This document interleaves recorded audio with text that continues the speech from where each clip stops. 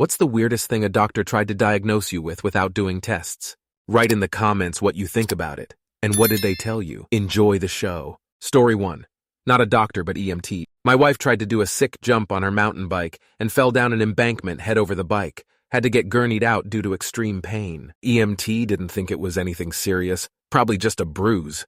Her femur was snapped in half. Story 2. Constant upset stomach and nausea. My diagnosis by PCP, she's faking it. But they referred me to an end. First appointment, he looked in my throat and said my tonsils were the size of golf balls. My adenoids were equally inflamed. And I had a deviated septum fully blocking a side and sinuses full of fluid with chronic sinuses infections. The stomach issues were from all that shit draining in the back of my throat into my stomach. I had major surgery to remove them and fix my nose, and it stopped. Story 3. I was married, working full-time and taking 12 credit hours to finish my degree. I was very close to throwing up all the time. Couldn't eat spicy food, soda, or alcohol. Doctor said I had housewife syndrome. I asked him to check more. Turns out I had a hiatal hernia plus an ulcer. I treated the ulcer by getting a divorce and had no more problems, even though both the ulcer and the hernia could cause the symptoms. Story 4. Our household went through a spell where between myself and the kids there were a lot of dropped drinking glasses, and sometimes a tiny bit of missed glass would get stepped on. I woke up one day with a sore big toe, and when I looked at it there was a pea-sized purple spot like a blood blister on the bottom. I wanted to know how to care for it, so I went to the after-hours clinic that my GP and others had opened. My GP was not there, so I saw another doctor. First, they declared it to be frostbite. It was January in northern Ontario. I explained that it was impossible, as I avoided any extended time outdoors. Then they stated that it was vasculitis and that I should see my GP ASAP as it's a very serious condition. I was able to see my GP within a few days, and after showing my toe and relating what the other doctor said, he rolled his eyes and said something like, "I don't know why they say things like that." Then my doc tells me that it's my shoes, not glass, and gave me a referral for orthotics. Problem was now solved, LOL. It's my favorite shitty doctor story. Story 5, not weird, just blatant ignorance. Schizophrenia. I went into the local mental health system to get assistance with my high social anxieties, mild to severe depression, and to TLDR. The doctor was a quack and wanted to diagnose me schizophrenic because I had at least one hallucination in my life. Didn't matter that if it was from taking LSD mushrooms or from being sleep deprived for over 96 hours. He wanted to diagnose me so that he could get more government grant funding for his schizophrenic research, which he was falsely diagnosing people so that they could just get free ride. The problem is, he's trying to prove his research on schizophrenia, and he was drugging the patients he falsely diagnosed and turned them into bona fide schizo-affected disordered patients if they never actually had any schizophrenia to begin with. I was a bit scared to try and outright reject his diagnosis. I asked him to follow up on his diagnosis and explain to me how he came to that. That's when he came clean with me about what he was really doing. Tried to go public about it, but who the hell is going to believe someone who was diagnosed schizophrenic by the region's leading schizophrenia specialist? Turned out I'm autistic, not schizophrenic. Ha! Story 6. I broke out in full body hives after a day of outdoor yard work in my bikini. I know, dumb move. And booked a same-day appointment with a military doctor. He walked in the room wearing a gown, mask, and gloves. It looked like he was scrubbed in for surgery. I tried to explain that I thought I came into contact with something doing yard work, and he interrupted me by extending a prescription from as great a distance as possible, pinched between his gloved fingers. "You have scabies," was all he said, and he turned and left the room. Spoiler, I did not have scabies. The cream did nothing to rid me of my scabies, and I finally broke down and contacted my mom crying. My mom is a PharmD, you see, and was able to diagnose me from 600 miles away with a reaction to the sun caused by my new birth control. It took her less than 5 minutes and one question to figure it out. Changed my BC to one she recommended and returned to my bikini-clad yard work habits with nary an issue. Story 7. I went through a period of time where I got really bad panic attacks. I'd never had them before, and sometimes effects lasted for days, so I thought there was something medically wrong with me. ER doctor told me I had an enlarged ventricle after I went through a CT scan and basic vitals. Nope. Cardiologist looked at my family medical history, which I had painstakingly documented since I do have a family history of women with heart problems, rolled his eyes and said it was POTS. The test for POTS is apparently very simple, so for him to diagnose me without running that test was really stupid. I did wear a heart monitor for a few days just in case, but got no follow-up from the office apart from sending me bills Bills,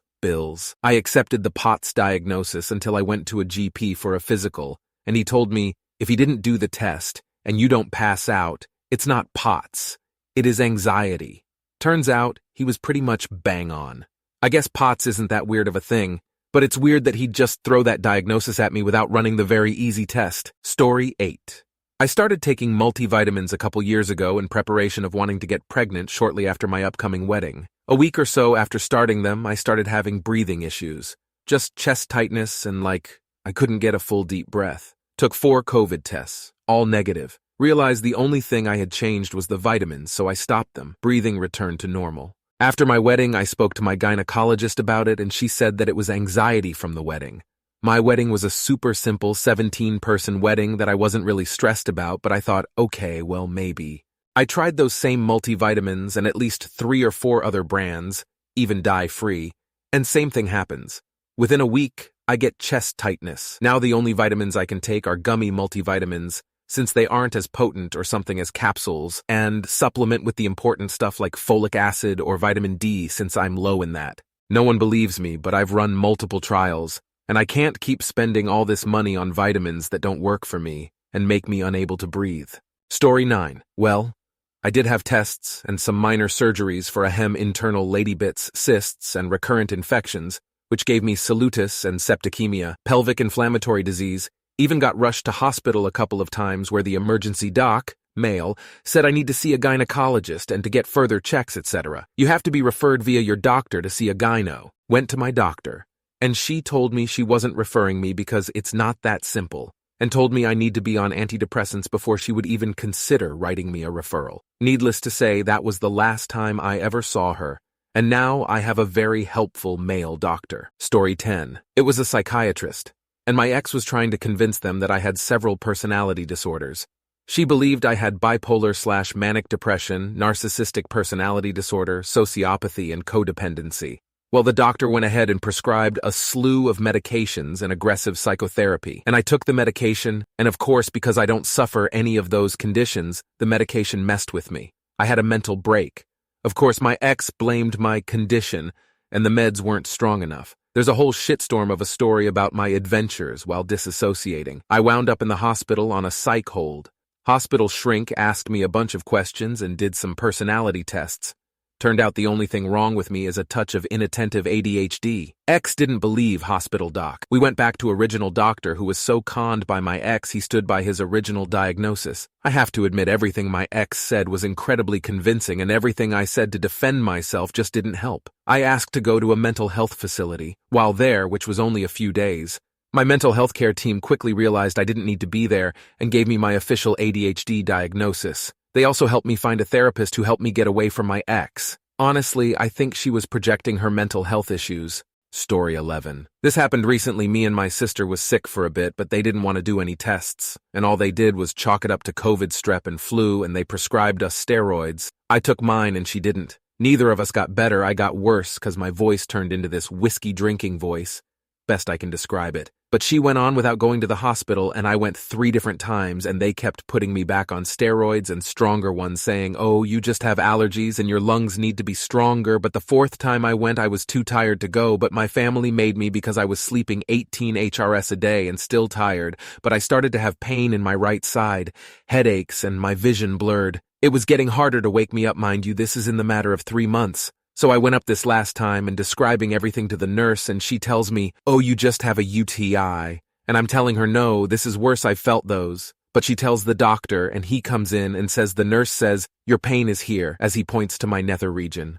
And I say, no, it's under my right rib, and shoots down, and he goes, oh, let me get another doctor. As he leaves for another hour, a different nurse comes in, does a plethora of blood vials, and after of what I'm assuming is an hour, I was sleeping, a different doctor comes in saying they're admitting me right away, and my husband is panicking, asking why. And they told him that he thinks that the steroids they had me on caused me to be diabetic. I guess not sure I was out and heard secondhand. And my blood sugar levels are well above 900, and they need to get them down. I spent days in the hospital sleeping until they got the blood sugar down, and then my sister afterwards went to a different hospital 100 miles away, and they gave her antibiotics and she got better. Story 12. Diabetes. I'm on a diabetic med for a non-diabetic legitimate reason, have been for 10 years. Idiot ER doc insisted I didn't know my own meds and insisted on blood sugar tests when they admitted me. After the first several came back perfect. Duh, I'm not diabetic. My nurse secretly told me to refuse the tests. I loved that nurse. The doc also gave me a medication that would have killed the organ that was infected. Thank goodness my husband thought to Google the med name and lost his shit when he read the warnings. Do not give to patients with X, as it will likely cause organ failure, especially after 48 hours. I was there being treated for an X infection and had been on this med for about 24 hours. SMH. Hit that call button and had them pull the med IV immediately. Thankfully, all ended well. By the time I finally got released from that hellhole, I learned to self-advocate all the way to the head of the damn hospital. Don't get sick in Hawaii. Story 13. My hub saw a doctor once for some urological symptoms. Turned out to be a prostate thing. Doctor didn't do any tests on him, just listened to the symptoms and decided Hubs had an STI. Not only that, this dumb doc decided, without ever even laying eyes on me, and despite that I had no symptoms, not having a prostate and all, that I had it too. He sent my Hubs home with 2 prescriptions, one for him and one for me. Luckily, I'm smarter than that doc, and I noped out of taking medicine under this circumstance, especially when I saw all the warnings about not taking it when pregnant, which I was.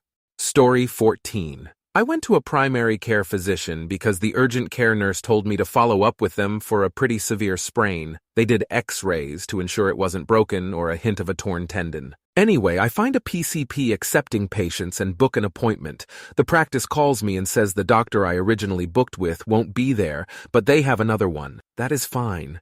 Just looking for an okay on everything is healing properly. While I am in there, the doctor looks at me. 28, slightly overweight. But at the time I was only about 10 pounds above my lowest weight, and that was still 50 pounds below my highest, but full beard, never had any problems sexually. He says, I think you may have low testosterone and/or high amounts of estrogen. I was like, can you look at my foot? Because that is why I am here. He said, yeah, take your socks and shoes off. How much meat do you eat? I said mostly chicken, but a steak about once a week. And then he mentioned about how the hormones in meat is horribly bad for you and can cause issues. I was like, can eating meat cause my foot to be sprained? Because I thought it was walking that was dangerous. Anyway, I denied all the tests because he said they probably won't be covered by insurance. Went home and looked him up and his specialty was hormone therapy. It was the weirdest doctor visit I have ever had up until then and since then. Story 15. My current psychiatrist just finally took BPD off my charts. The entire reason it was on it in the first place was this. One night when I got brought to the psych ward in handcuffs, as is tradition, they were doing my intake, and I had a small bruise on my arm. The lady doing my intake asked about it, and I said I had shot myself with an airsoft gun. No follow-up questions, since I was there for a suicide attempt after having a huge fight with my mom. It was written down as BPD. BPD is usually associated with 0, 100. It's always the end of the world thinking. While I'm bipolar, that's more of a racing thoughts overthinking maybe you'll get the good ending, but what if you don't? BPD dials up the overreaction, as it was explained to me when I asked. So it was assumed I pointed my airsoft pistol as part of an attempt to off myself. In reality, what had happened is I was dicking around in the basement with it, and one of the pellets ricocheted off something and pinged me in the fleshy part of my arm.